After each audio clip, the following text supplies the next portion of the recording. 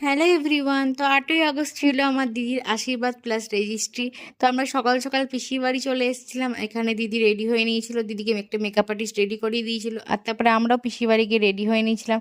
দেন ছাদে গিয়ে আমরা কিছু ফটো ভিডিও শ্যুট করে নিচ্ছিলাম। তারপর নিচে চলে এসেছিলাম, তো এখানেই দিদির আশীর্বাদ হওয়ার কথা ছিল।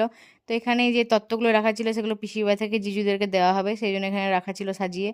তারপরে দিদির শ্বশুর বাড়ি থেকেও লোক চলে এসেছিল, তা দিদি জিজুর একসঙ্গে আশীর্বাদ হওয়ার কথা ছিল, তো সেই মতোই পিসি মানে দিদির বাবা মা দিদিকে আশীর্বাদ করে নিচ্ছিল। অ্যান্ড দেন আমার বাবা মা দিদিকে আশীর্বাদ করে নিয়েছিল, আর আশীর্বাদ করে এই পার্লের নেকলেসটা দিয়েছিল। তারপরে দিদির শ্বশুর বাড়ি থেকে মানে দিদির শ্বশুর শাশুড়ি একে একে সবাই আশীর্বাদ করে নিচ্ছিল। অ্যান্ড তারপরেই দীপ চলে এসেছিল, আর আমরা এখানে কিছু ফটো ভিডিও ক্লিক করে নিচ্ছিলাম।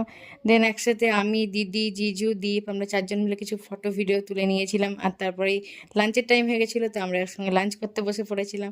অ্যান্ড দেন দিদি জিজুর জন্য এইভাবে সুন্দর করে খাবার সাজিয়ে দিয়েছিলাম থালা, তো ওরা একসঙ্গে খেতে বসে পড়েছিল। অ্যান্ড সন্ধেবেলা ছিল ওদের এঙ্গেজমেন্ট প্লাস রেজিস্ট্রি, তো সেই মতো ওরা একে অপরকে রিং পরিয়ে দিচ্ছিল। অ্যান্ড দেন করেছিল কেক কাটিং। দেন কেক কাটিং করে একে অপরকে কেক খাইয়ে দিচ্ছিল, আর তারপর ওদের রেজিস্ট্রিও হয়ে গেছিলো। তো এইভাবে আজকে দিনটা কাটলো। ফিরে আসছি পরের ভিডিও নিয়ে।